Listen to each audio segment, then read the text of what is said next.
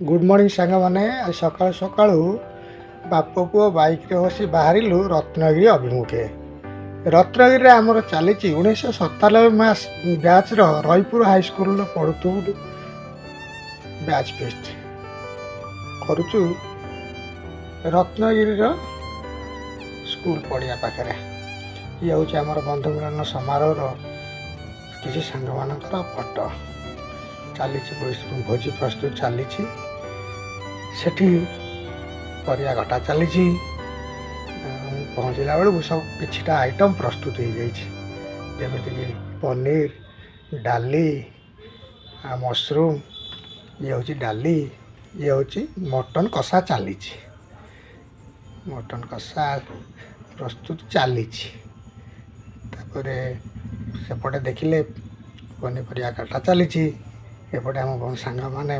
मिसिकी तदारख करुँच। ये हूँ chilli paneer chilli कोबी बर्तमान प्रस्तुत चली सब प्रस्तुत चलती। मो पुओ से मटर छड़ाऊला सी बुलूची से आम रोसैया ये आम सांग मैंने बस हेल्प कर दौरान काकुड़ी सालाड कराऊ काकुड़ी कटा हो काकुड़ी सालाड कराऊ सब चा पिउछन्ति आमर सेठी सब सांग मैंने मु देखु बस कथा हो सब सांगर फैमिली मैंने सब आसते जहाँफल से मैंने मस्ती मजलास कर बाहर रत्नगिरी पहाड़ मुखे बुलायापाई देखापी सब सांग मैंने मिसिक बाहर देखो सब सांग मैंने आसुँच रत्नगिरी पहाड़ चढ़ी चढ़ी सब ऐतिह्य देखापी। ये हूँ रमेश लिली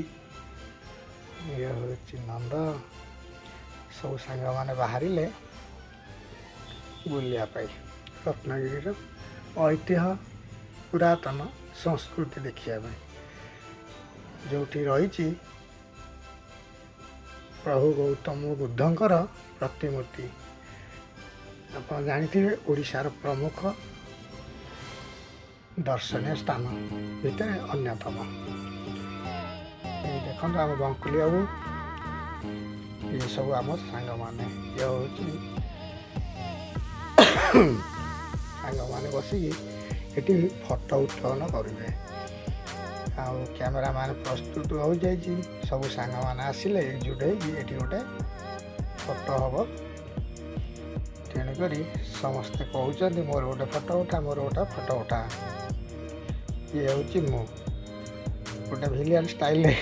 गोटे वाकिंग पोज नहीं केमती लगुच आप निश्चय कमेंट करेंगे लाइक करेंगे। ये हूँ आम आसी फेरी आसलु फेरी आसला खाद्य प्रस्तुत होगा बस खाया पीवा सर बड़ा बड़ी कर सारी आम बसी खाइबा मटनटा बहुत बढ़िया होता पनीर मशरूम चिली कोबी मो वीडियो आम बैच फेस्ट प्रस्तुति केमिति है कमेंट माध्यम निश्चय जनइबे रही।